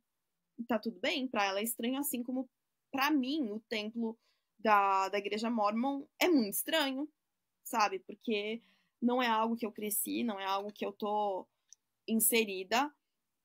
Então, sim, pra mim é estranho, como provavelmente pra meio mundo vai ser. E de verdade, isso é uma coisa que eu acho estranha assim, que é o fato, e isso eu vi muitos ex-mormons, né, falando exatamente isso, que é muito doido você estar numa religião por 20 anos da sua vida, no caso de quem nasceu na igreja, né? Pra depois de 20 anos descobrir que a parte mais sagrada da sua religião é uma coisa que você não fazia ideia de que existia. Porque tem muita gente dizendo, não, essas roupas não existem, isso não existe. Porque a pessoa nunca entrou, nunca fez a investidura, ela não sabe que aquilo existe. E aí eu acho assim, talvez um pouco de transparência com as pessoas fosse algo interessante para elas saberem como é a religião que elas estão entrando, né? Porque qualquer religião hoje, se eu resolver... Eu nasci na igreja católica, eu saí da igreja católica ainda na adolescência, mas eu fiz catequese, fiz primeira comunhão. E assim, nunca houve um rito católico que eu não tivesse ouvido falar. Não teve algum momento da minha vida que alguém chegou e falou, então, tem esse ritual aqui que a gente faz, que você só vai descobrir agora o que vai acontecer lá dentro, sabe? Ou em nenhuma outra religião. Eu não consigo pensar numa religião em que isso ocorra. Em que um belo dia você vai descobrir que tem uma roupa que você nunca viu, que tem um negócio que acontece num lugar lá que você tem que ter, tipo, uma permissão para entrar, que não pode se falar sobre, que não pode postar uma foto com a roupa. Eu desconheço isso em outra religião. Como eu disse, com certeza tem pessoas que se sentem bem, que sentem paz, que sentem que estão próximas de Deus fazendo isso, e tá tudo bem. Mas eu acho estranho. Eu acho que é meu direito achar estranho, assim como muita gente acha estranho também. E você tem relatos de pessoas que eram da religião que falam que elas se sentiam estranhas e que elas achavam que tinha alguma coisa errada com elas por acharem aquilo estranho. Eu já vi vários relatos assim. E tem a questão de que até a igreja admite, né, que na verdade o que acontece no templo é algo muito copiado da maçonaria, né? Exato. É baseado, né? Não é copia e cola, né, como o pessoal diz. E eu fico muito, acho que seria triste é o termo, né, quando alguém que está criticando a igreja fala, ele copiou tudo da maçonaria, né? Assim como também o livro de Mormon, ele copiou tudo desse outro livro aqui. Joseph Smith não fez nada assim, né? Ele era um homem muito inteligente. Né? A pessoa fala, ele escreveu o livro de Mormon quando ele tinha 14 anos, sei lá, 16. Não, ele tem uma história longa que eu já abordei nos meus vídeos. Ele não fez da noite pro dia nada daquilo ali.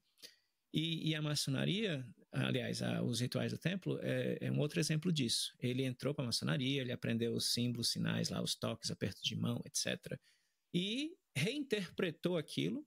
E o pessoal diz, o significado é diferente, isso prova que não é uma cópia. Não. Ele pegou o mesmo símbolo, é como se fosse uma paródia, né? Ele fez uma paródia da maçonaria. Sim. Ele mudou o significado, usou a mesma música, vamos dizer assim, e mudou o significado. Não quer dizer a melodia é a mesma, tá entendendo? Não é 100% igual, mas tem muita coisa em comum. Ele reinterpretou tudo aquilo, colocou o ensinamento que ele queria, religioso, né? Mas você vê aperto de mão, coisa. E hoje tem algumas coisas que foram retiradas, né? Eu não sei se você viu na sua pesquisa isso, mas antes o membro fazia um símbolo de dar a sua própria, de morrer, de ser morto, né? Que se abrisse cortava a boca, garganta. Isso. Cortava a garganta, cortava o ventre, expunha as tripas, né? Tinha lá todo era ritualístico isso. E até isso foi tirado nos anos 90, não faz tanto tempo. Né? Exato. Depois de uma pesquisa de opinião que a igreja fez, né? E aí várias pessoas disseram que aquilo era desconfortável, se sentiam estranho com aquilo, a igreja foi tirando. Então, o ritual do templo é interessante porque a igreja ensina que é uma restauração do que acontecia no templo de Israel. Mas o que acontecia no templo de Israel está descrito na Bíblia. E Sim. O que acontece hoje no templo, para quem já entrou, não tem nada a ver. A única coisa que eu consigo pensar agora, talvez se eu parar para pensar com mais tempo, ou talvez achar mais algumas coincidências, a única coisa é a pia batismal, onde se faz o batismo pelos mortos, é colocada em cima de uma pia gigantesca, né? É uma piscininha, né? Vamos dizer assim, um tanque. E embaixo tem 12 bois, né? A figura de 12 bois que representa as 12 tribos de Israel. Então, essa pia com os 12 bois, até onde eu saiba, é a única coisa que é igual ao que acontecia no templo de Israel. Aliás, é o único objeto igual. Sim. Mas nem o significado desse objeto é o mesmo. Porque no templo de Israel era ali onde os sacerdotes faziam a lavagem, né, das mãos, etc., se higienizavam para participar da ordenança. Aliás, faziam uma lavagem ritualística, simbólica, né? E na igreja não é o batismo pelos mortos. Né? É algo completamente baseado em uma escritura que fala, tem na Bíblia, né, que um povo lá se batizava pelos mortos e que nem era algo aprovado pelos israelitas, né? Sim. Então é uma interpretação diferente e eu vi alguém falar, ninguém consegue explicar o significado daquela escritura. Mentira! Os estudiosos, os eruditos, eles já explicaram o significado daquela escritura, Exato. Mas a igreja adota significado diferente. Exato. Inclusive, sobre essa questão do templo de Jerusalém, existe hoje em Israel, existe uma galera que tem uma fundação chamada Instituto do Templo, porque existe toda essa questão gente, eu não vou entrar nessa seara porque ela é polêmica, mas tem a questão da construção do terceiro templo. Então, existe um tal de Instituto do Templo, vocês podem pesquisar em inglês, vocês encontram, que é um pessoal que está ali fazendo os instrumentos e as roupas e tudo mais, para caso isso aconteça, a construção do terceiro templo, eles já têm ali os instrumentos que vão ser usados, as roupas, e existem fotos disso, tá? Tem até já tem a planta baixa do projeto. Eu não acho que isso vai acontecer, mas aí eu não vou entrar nessa seara aqui, porque eu já fiz polêmica demais. Mas vocês podem ver lá, e não tem nada a ver, tá? As roupas, os rituais, existe inclusive o pessoal que supostamente vão ser as pessoas que vão fazer esses rituais no novo Templo de Jerusalém, caso ele venha a ser construído, que são as pessoas que são da tribo de Levi, porque eles ainda sabem quem são os levitas desde aquela época, desde aquela linhagem de 2, 3 mil anos atrás. Eles fazem encenações de como vão ser os rituais, né, no novo templo, e tudo isso baseado na Bíblia e nos relatos que se tem no Pentateuco. E vocês podem ver, não tem nada a ver. Absolutamente nada a ver. Aí o membro da igreja talvez vai te dizer, mas Patrícia, porque a gente sabe que a Bíblia passou por inúmeras traduções e foi distorcida. O livro de Mórmon é que é perfeito, né? Inclusive, é uma coisa que os membros da igreja meio que disfarçam isso, não falam muito abertamente, é que o livro de Mórmon tem um status superior dentro da igreja do que a Bíblia, né? Quando eles vão falar para alguém que alguém que está pensando em entrar na igreja, diz que é a mesma coisa, um confirma o outro. Não é bem assim. O livro de Mórmon tem um status muito mais elevado, porque a Bíblia é distorcida. Então, qualquer coisa que na Bíblia não coincide bem com o que a igreja quer ensinar, é só dizer, não, mas é porque isso aí foi uma distorção que houve. O livro de Mórmon está aqui, né? Mas é isso. A gente já está ficando um pouco longo aqui, tinha outros assuntos, você falou sobre palavra de sabedoria, você falou que era uma igreja americana, e eu vi gente se doer com isso, né? Que a igreja não é americana, ela está no mundo inteiro. Eu trabalho numa multinacional, no departamento internacional dessa multinacional, e eu posso dizer para você, é muito fácil você estar em muitos países, mas ainda assim ser americano, em todos eles. Então, a cultura dentro da igreja é muito americana. As decisões tomadas dentro da igreja são fortemente baseadas no que acontece nos Estados Unidos, e aí as políticas da igreja se aplicam ao mundo inteiro. Só para dar um exemplo muito recente sobre isso, né? Eu não lembro agora o ano que a Suprema Corte Americana disse que aprovou o casamento homossexual, né? E acho que foi em 2019, não me lembro agora o ano. Mas o que acontece? Já existiam pelo menos 15 países onde a igreja está presente, incluindo o Brasil, que haviam aprovado já o casamento homossexual. Se não me engano, o Brasil aprovou em 2015, né? Aliás, acho que foi antes disso. E a igreja nunca fez nada. No momento que aprovou nos Estados Unidos, a igreja tomou uma posição mais forte, colocou políticas em lugar, começou a mudar as coisas. É uma igreja americana, por mais que o pessoal não queira a sede admitir. Gente. Como assim que a igreja não é americana? Ok, ela pode estar no mundo inteiro, mas a sede da igreja fica em Utah. E quando eu falo assim, americana, tem esse ponto, mas aí o pessoal vai dizer, então Jesus é judeu, né, ou israelita, né, não é para o mundo inteiro. Não é isso, né? O que eu estou querendo dizer não é a sede da igreja tem que estar em algum lugar. Exato. Né? Exato. Assim nos Estados Unidos, podia ser na África, podia ser na Suíça, sei lá, não interessa. Exatamente. Assim o que eu estou dizendo é que assim, o ensinamento, as políticas da igreja, a cultura que se desenvolve entre os membros, né, é totalmente americana. Né? Quer ver um outro exemplo simples? Né? Dentro da igreja, Patrícia, uma coisa que é super comum no Brasil, quando você é apresentado a alguém, um homem é apresentado a uma mulher, você dá um beijinho no rosto. Na igreja não se faz isso. De onde é essa cultura? Isso é uma coisa pequena. Isso é uma coisa pequena, certo? Claro, é uma coisa pequena. Mas só para demonstrar. Se a gente começar a listar aqui, vai ter várias. Né? Onde é que no Brasil se você numa escola ou no seu trabalho, você chama uma pessoa de autoridade pelo sobrenome no Brasil? Não existe isso. Isso é uma coisa americana. Na igreja, o bispo é chamado pelo sobrenome. Né? Os líderes maiores são chamados pelo sobrenome deles, não pelo primeiro nome. Isso é americano, entendeu? E por aí vai. A gente pode listar aqui um monte de coisas assim. A igreja é americana e ela é o imperialismo americano, né? Espalhar a sua própria cultura no mundo inteiro. Isso não é tem coisas positivas com isso, tem coisas negativas, mas enfim, é um fato, é só o fato. Né? Essa é a postura americana, normalmente impor, até onde possível, a sua própria cultura. né? Parabéns para eles. Eu acho que o Brasil tinha que fazer a mesma coisa quando pode, né? E não ficar só absorvendo como uma esponjinha tudo que Hollywood coloca, né? Exato. Mas, enfim, vamos polemizar daqui a pouco, entrar muito nesse assunto. Sim. Última coisa que eu queria falar contigo, Patrícia, você falou no teu vídeo que os membros da igreja, eles têm que servir missão, são obrigados. Acho que você usou o termo obrigados a servir. Muita gente se dói com isso. Não só sobre a missão, mas sobre qualquer coisa dentro da igreja. Não, na igreja ninguém é obrigado a fazer nada.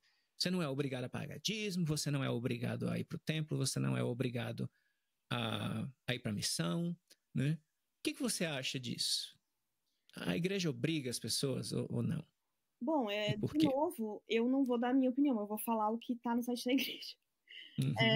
Na parte, isso foi até uma coisa que no segundo vídeo que eu postei sobre o assunto, que eu falei sobre a questão que eu dei as fontes do site da igreja, né, para as coisas que eu tinha falado. Eu fui ler a parte dos missionários, o guia de missão, as regras para missão. Primeiro, lá tá escrito que é um dever. Então, assim, não sou eu que tô dizendo, é o site da igreja, que tá escrito literalmente, né, que se eu não me engano, tá nessas palavras. A missão é um dever do sacerdócio. E na igreja mórmon, o homem, todos os homens recebem o sacerdócio. Né? Logo, então, é uma missão dos homens, é um dever dos homens. Exato. Tá escrito a palavra dever. Ponto. Não é minha opinião, é o que tá escrito no site da igreja. E aí ele fala que para as mulheres é uma grande oportunidade, mas não é obrigatório. Então, exato. Para as mulheres não é obrigatório, para os homens é obrigatório. É o que está escrito no site da igreja, não é minha opinião. Segundo, sobre a questão do dízimo que você falou, também não é minha opinião. Né? Na entrevista que eles fazem para receber a recomendação do templo, uma das perguntas é se a pessoa está pagando o dízimo. Se ela não está pagando o dízimo, ela não recebe a recomendação do templo. Não é minha opinião, é o que está escrito lá. Então. Eu adorei quando você falou, se você juntar os pontos, né? Então, para você entrar no templo, para você ir para o céu, você só pode ir para o céu se passar pelo templo. E você só pode entrar no templo se pagar o dízimo. Então, se juntar A mais B mais C, você só pode entrar no céu se você pagar. Porque não existe. Gente, é a lógica básica, né? A lógica básica. Se eu só posso chegar no maior nível de exaltação caso eu passe pelo templo e case no templo, eu tenho que entrar no templo. Para entrar no templo, eu tenho que pagar o dízimo. Que tá na entrevista de recomendação, tem essa pergunta. Então, assim, eu não estou vendo qual é a grande questão aqui, porque para mim, A mais B, 1 mais 1 é igual a 2, entendeu? E aí, outra coisa também que eu falei que a galera ficou muito nervosa comigo, foi quando eu usei o termo área VIP do céu. Obviamente que eu estava brincando. Não está escrito... É porque tem gente que é muito literal. As pessoas não pegam figura de linguagem. Não está escrito em lugar nenhum área VIP. Não. Inclusive, teve uma parte que eu só descobri depois que eu gravei aquele vídeo. Porque pra mim ficou mais doido ainda. Porque é a história do... Que tem o reino... Tem as trevas exteriores, aí reino terrestrial, celestial, ou ao contrário, nunca lembro, e celestial. Mas no reino celestial ainda tem 3 divisões. Né? E daí eu até brinquei com um amigo meu quando eu descobri. Quer dizer que além de área VIP do céu, tem área VIP da área VIP? Porque tem o último grau do reino celestial, que é só para quem casou no templo. Então, assim, tem mais um VIP, né? E aí também ficaram muito nervosos quando eu falei do negócio de virar Deus. Teve gente que ficou assim, meu Deus do céu, como assim você tá falando isso? Teve gente que falou, eu estou na igreja há 10 anos e nunca vi isso. Tá no site deles, gente. Tá no site deles. Tá, eu não estou nem opinando aqui, eu só tô falando, está no site deles, literalmente, que se você seguir o plano, você pode virar Deus, ponto. Patrícia, quanto mais eu converso contigo, mais impressionado eu fico com a tua inteligência, viu? Essa terminologia que você... E não só a inteligência, mas como também a responsabilidade que você tem de realmente se informar sobre o que você está falando, né? De novo, não é uma doidinha se maquiando, falando besteira, não. É uma pessoa inteligente que pesquisa. Porque você usou terminologia agora aí dos reinos, de exaltação. Você fez a diferença entre exaltação e salvação, né? Que é uma coisa que os apologistas ou pessoas que estão querendo defender a igreja, eles vão misturar as duas coisas, né? Na igreja, todo mundo vai ser salvo. É verdade, mas tem uma areazinha VIP, como você falou, que só vai quem cumprir tudo que a igreja ensinar. E eu vi gente assim, se perdendo o juízo porque você falou isso, né? Não é verdade, não é verdade. Claro que é, né? Você só atinge... E é interessante, quando eu era membro da igreja, acreditava, eu achava que isso era uma coisa muito legal, né? Esse escalonamento, né? Essa hierarquia, né? De recompensa, né? Que você tem recompensa de acordo com o que você faz. Mas quando você dá um passo para trás e vê o big picture, né, do que aquilo causa nos membros da igreja, a competição entre membros da igreja é uma coisa, né, quem é mais justo do que o outro, né? Talvez você não está falando com seus amigos sobre isso, mas você se compara internamente, né? Ah, você está fazendo melhor do que o seu vizinho. E quando você não está, a culpa por você não estar cumprindo tudo é sempre aquela ameaça, né, na sua cabeça de que você não vai poder ver a sua família porque você tomou um café ou porque você fraquejou num ponto ou em outro, né? Então, eu cresci católico também, mas minha família não era praticante, né? Então eu tenho um conhecimento minúsculo, né, da doutrina católica. Mas o meu entendimento, e me corrija se eu estiver errado, eu nunca pesquisei sobre o assunto, para um católico, assim, ou é o céu ou o inferno. E para ir para o inferno, você tem que ser muito ruim. Então, todo mundo está mais ou menos que ok. Tá entendendo? Então, desde que você não faça uma coisa terrível, né? Desde que você está se esforçando, está procurando melhorar, você está bem. Entendeu? Você não tem que estar se preocupando com minúcias. Olha, eu assisti um filme Game of Thrones, por exemplo. Pronto, Game of Thrones. Acho que a maioria do pessoal vai entender. Que tem algumas cenas de nudismo, que vai ter alguma violência, etc. E tal. O membro da igreja, ele é aconselhado fortíssimo a não assistir esse tipo de coisa. E muita gente, dependendo do nível de rigor que você aplica a si mesmo, e aí é um outro problema que a igreja tem também, eu falo já sobre isso. Então você assistiu, agora você está preocupado que você vai perder a sua exaltação, e sua família vai para o reino celestial, e sua esposa vai ser entregue a um outro homem digno e não a você, e a esposa tem outras preocupações do outro lado também. Enfim, esse ultra apego a esses detalhes, né? Sim. Então, eu te cortei, acho que você ia falar um pouco assim, como é a visão de um católico, que é menos rigoroso, eu acho, né? Eu acho que depende de qual católico que você conversa, porque tem católico, por exemplo, que diz que você usar uma pílula anticoncepcional é pecado mortal e você vai pro inferno, né? Então, depende muito. Esses dias eu vi uma pessoa falando assim, pessoa católica falando assim, que até os santos passaram uma eternidade no purgatório, imagina a gente. E o purgatório, ele é uma cópia do inferno, só que uma cópia temporária, né? Então, assim, depende do católico, né? Depende do católico que você conversa. Porque daí também tem essas questões teológicas, né? Que tem gente que diz que você é salvo pela graça, que o sacrifício de Deus, de Jesus, né? Já foi o bastante para limpar a gente dos pecados. Aí você já entra nessa série teológica que vira uma bagunça. Mas eu acho uma doideira isso de... Peraí, você só vai pro... Gente, porque é uma loucura você pensar que é assim, não, pera, se você tomar café, você não entra no templo. Se você não entra no templo, você não é salvo. Mas então por que Deus criou o café? Porque o café não é... Sabe, o café não é uma criação de Deus, então? Sabe, porque, se eu não me engano, tem uma passagem da Bíblia que fala... Eu tava conversando sobre isso com o meu dentista, porque o meu dentista é ultra católico. E daí a gente entrou... eu não sei se eu posso falar isso aqui, tá? Mas sabe a verdinha, a ervinha? Então, a gente tava conversando sobre isso, e aí ele falou assim, eu sou católico, mas eu sou super a favor da verdinha, porque... Aí ele citou uma passagem bíblica, né? Ele falou assim, porque Deus falou... Se eu não me engano, isso tá em Gênesis, né? Que Deus falou que a criação dele foi feita para o homem usar, né? Para o homem tomar proveito, né? Dos animais, das plantas e tal. Então, assim, peraí. Deus criou o café. Um negócio gostoso, sabe? Gostosinho. Que tem várias... Claro, tudo em excesso faz mal. Tudo em excesso faz mal. Você vai tomar 10 xícaras de café por dia, mas o café, ele tem comprovação de que, inclusive, ele ajuda a segurar um pouco, retardar, caso a pessoa vá ter doenças neurológicas, tem alguns estudos, né? Ele é bom pro desenvolvimento do cérebro, se tomado em porções decentes e tal. Então eu fico assim, gente, mas que doideira é essa? Tipo, a pessoa acredita que Deus criou a terra, daí Deus criou o café. Entendeu? Mas não é pra tomar. Por quê? Exato. A resposta é a mesma que eu falei sobre a poligamia não ser só sobre o físico, né? É sobre controle. É o É controle. Até... Entendeu? Você está controlando as pessoas. Como você tem um vídeo, inclusive eu vou colocar na descrição aqui desse vídeo, um link para esse teu vídeo falando sobre as características de seitas. Né?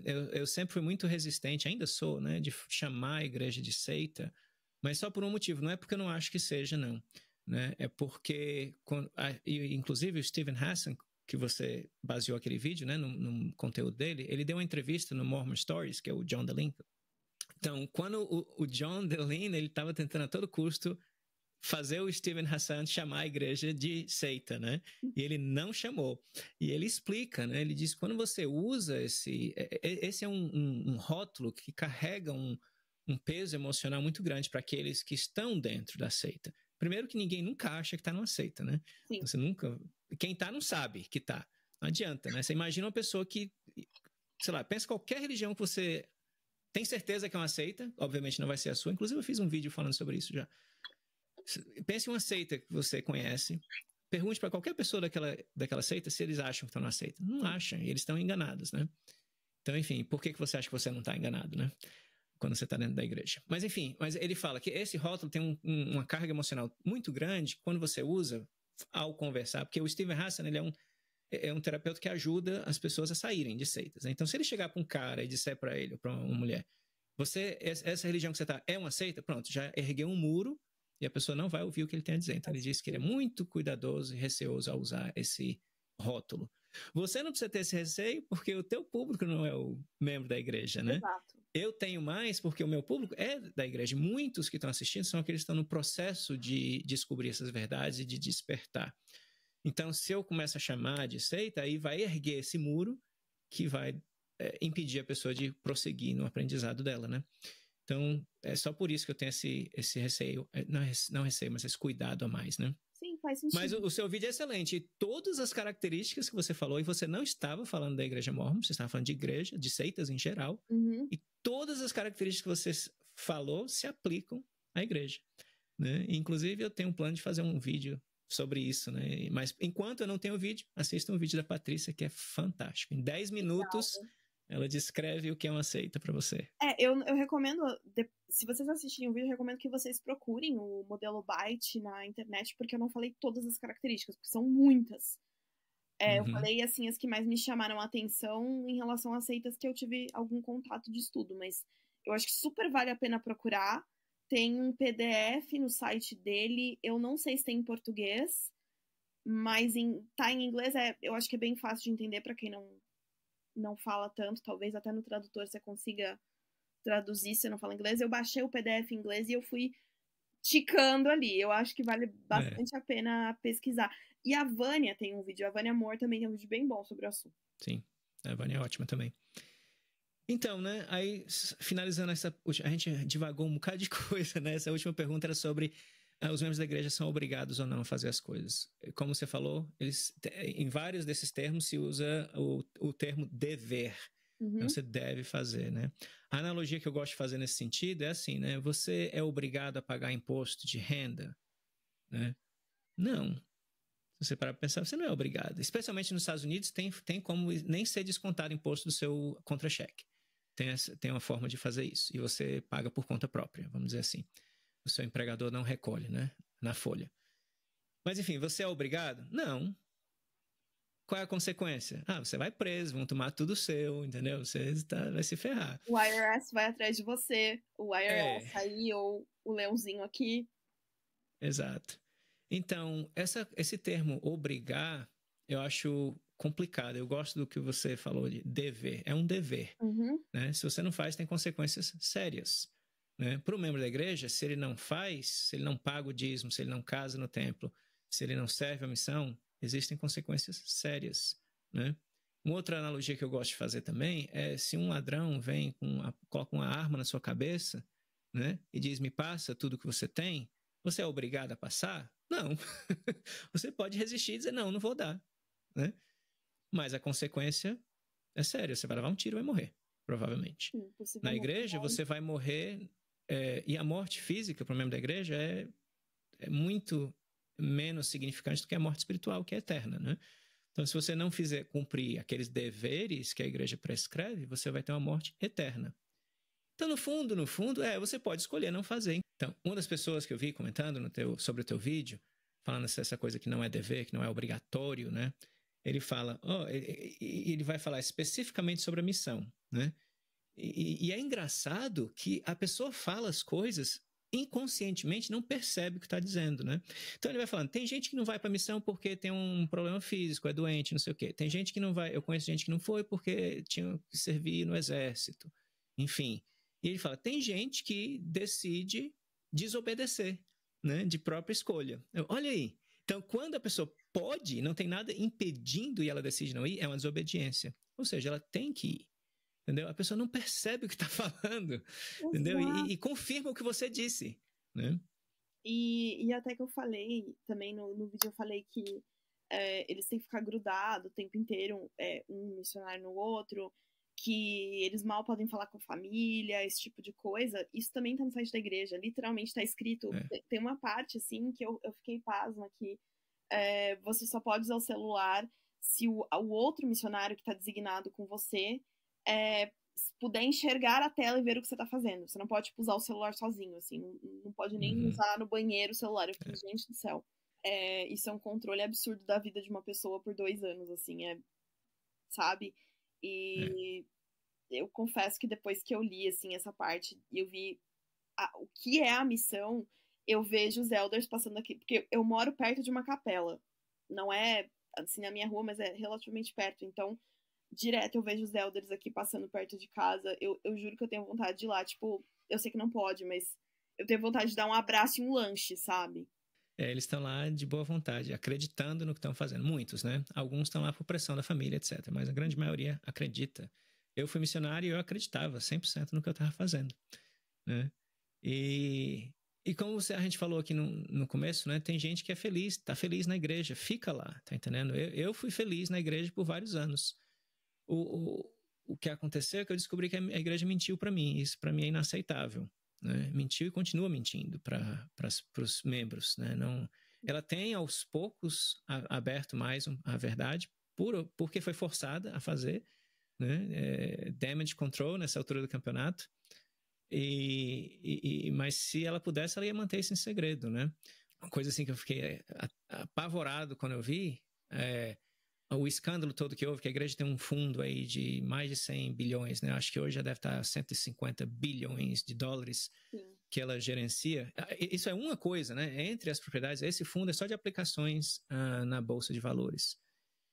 E quando foi descoberto que a igreja estava relatando isso para o SEC, Stock Exchange Commission, eles estavam reportando para a SEC como se aquele dinheiro todo pertencesse a 13 entidades diferentes, porque aí quebrava o valor, ficava menor, não chamava tanta atenção, né? Em vez de ser um fundo só, porque 130 bilhões, 150 bilhões pode mudar a direção que o mercado vai. Então o SEC regula tudo isso aí, enfim. Mas enfim, a igreja estava reportando isso errado e o cara que era o gerente desse fundo, quando ele foi entrevistado, ele deixou escapar uma pérola. Ele falou, eu acho que os irmãos, quando ele fala irmãos, ele está se referindo à liderança máxima, né, da igreja, o top escalão, ou o escalão mais alto.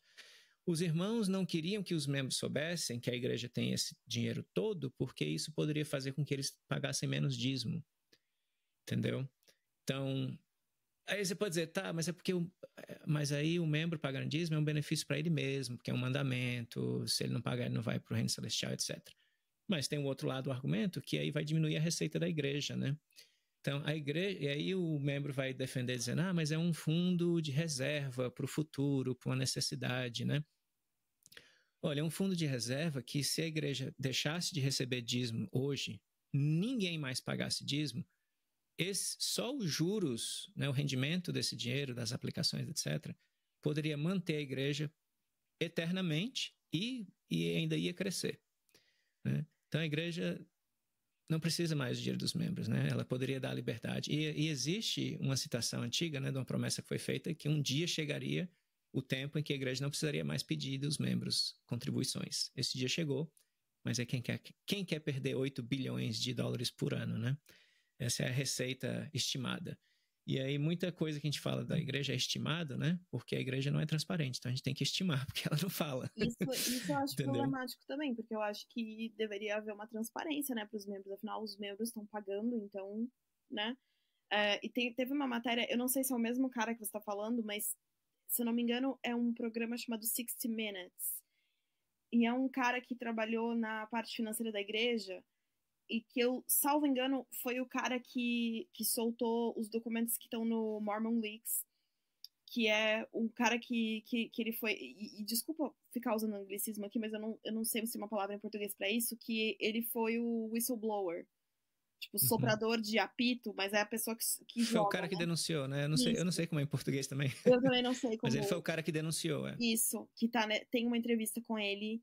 Ele trabalhava numa outra empresa financeira em Salt Lake City, e ele foi chamado para fazer as finanças da igreja, e na época ele pensou assim, não, que bacana, eu vou poder ajudar muita gente, porque a igreja faz muita coisa boa, e ele foi com a maior boa vontade, até que ele começou a ter acesso às finanças da igreja, e ele caiu para trás, assim, quando ele viu o lance das empresas de fachada e tal. E assim, gente, eu acho uma doideira eles terem um shopping, pelo amor de Deus, terem ações, assim, eu fui ver, eles têm ações tipo da Apple, da Mastercard, se não me engano, até da Amazon eles têm ações. Então, assim, eu tenho uma posição muito, entre os ex-membros da igreja, é controversa, né? Porque eu não vejo problema em a igreja investir o dinheiro e gerenciar, né? De uma forma que multiplique esse dinheiro, vamos dizer assim. O que eu vejo problema, alguns problemas que eu vejo, é primeiro, não existe uma transparência, né? Porque como o cara falou, se os membros souberem quanto dinheiro a igreja tem, eles param de doar. E eu acho que deveriam parar mesmo, entendeu? Tem outras instituições de caridade que precisam. 2, a igreja já disse publicamente pelos apóstolos, um apóstolo pelo menos, que ela não é uma instituição de caridade. Então, se você pensa que está doando para a igreja porque ela vai fazer o bem para os outros, não é, né? O valor que ela vai doar para a caridade é minúsculo comparado ao resto que ela faz com dinheiro. E terceiro, é a igreja que se diz ser a representante de Jesus Cristo na Terra, né? Então eu fico pensando, sabe, tanta coisa que a igreja poderia estar fazendo com esse dinheiro, não só dando, eu não sou a favor de dar dinheiro para os pobres, vamos dizer assim, né? Eu sou a favor de usar aquilo para ajudar as pessoas a saírem da situação de dificuldade. Bolsa de estudo, moradia, enfim. E a igreja é muito eficiente. Quando ela quer, ela é super eficiente, muito melhor do que o governo para fazer esse tipo de coisa. O problema é que ela não quer, né? Então eu acho que esse dinheiro deveria ser usado para isso, não para ficar crescendo infinitamente para uma segunda vinda de Jesus Cristo, que é isso que eles dizem, né? É esse dinheiro para quando Jesus Cristo vier, a igreja vai usar esse dinheiro. Não sei o que ela vai fazer com esse dinheiro. Enfim, existem pontos que eu sou contra. O fato de ter muito dinheiro em si, eu não vejo um problema em si com isso, né? É a transparência, é o que se faz com esse dinheiro, é isso, né? Mas enfim, Patrícia, alguma coisa que eu gostaria de encerrar aqui? A gente já está com mais de 1h40, então a gente conversou que ia ser 1 hora. Eu acho que a gente abordou os principais assuntos. Eu acho que só queria finalizar dizendo que, assim, eu acho que em qualquer instituição, religiosa ou não, tem todo tipo de pessoa. Tem gente incrível, tem gente maravilhosa. Inclusive, agora nesse desastre do Rio Grande do Sul, eu vi muita gente da igreja ajudando. E eu acho que qualquer lugar, qualquer instituição, gente, na igreja católica, no Islã, no judaísmo, em qualquer religião, tem gente maravilhosa e tem gente péssima em qualquer lugar. Mas o que eu critico mesmo é essa questão do controle e das outras coisas que a gente abordou aqui e da falta de transparência, principalmente, né? Exato. É importante as pessoas entenderem que a gente não está criticando a elas especificamente, né? Você que acredita, você está lá fazendo o melhor que você pode dentro daquilo que você acredita, fantástico, né? Todo poder para você. O problema é o sistema em que você está inserido, que é problemático, que cria um ambiente onde esses problemas todos que a gente tratou aqui podem acontecer e florescer, né? Então, Patrícia, brigadão pela tua participação, fantástico o teu trabalho. É sempre muito legal a gente ouvir sobre a igreja de alguém que não tem nenhum compromisso com ela e nem tem nenhum rancor, raiva, né? Que esse é o estigma que ex-mormons têm, que você é rancor, é raiva, você queria pecar, por isso que você saiu e agora está só tentando justificar, né? Você não tem nada desse tipo de agenda, você está lá, é uma cientista, vamos dizer, uma jornalista. né? Relatando o que você aprendeu, né? De certa forma. Então, é sempre bacana ver isso, uma posição imparcial.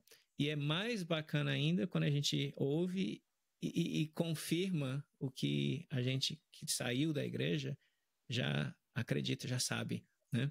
Você não tem um interesse em provar que a igreja é errada. Você está só seguindo os fatos, deixando eles contarem a história por si só, né? Então, brigadão, muito bacana. Exato. Foi um prazer aqui estar com você. Não sei se você tem mais alguma coisa que gostaria de dizer no final. Não, só queria agradecer o espaço mesmo. Gostei muito da nossa conversa. Espero que o pessoal que assistiu também tenha gostado. Foi longa, mas eu acho que fluiu bem, assim. Acho que ficou bem legal. Com certeza. A gente planejou 1 hora, né? Já chegou aqui mais de 1h40. Tá em 1h40 mais ou menos. Então é isso. Então, para vocês que nos assistiram, gostaria de deixar um abraço. Continue contribuindo com o canal, mandando seus comentários, curtindo o vídeo. Assiste lá os vídeos da Patrícia também. Eu vou deixar os links aqui embaixo. O canal dela no TikTok, é o perfil dela no TikTok, né? Então vamos lá apoiar também a Patrícia, é um conteúdo fantástico, não só de mormonismo, vários outros assuntos que ela aborda também, uma posição inteligente, pensada e bem equilibrada, né, sobre o que ela aborda lá, tá bom? E para vocês, meus amigos, deixa um abraço, sem censura, mas com respeito. Se você gostou desse vídeo, lembre-se de curti-lo, se inscrever no canal e deixar seu comentário abaixo. Para mais vídeos como este, acesse um dos links que aparece na sua tela agora ou visite o canal Mormonismo Sem Censura.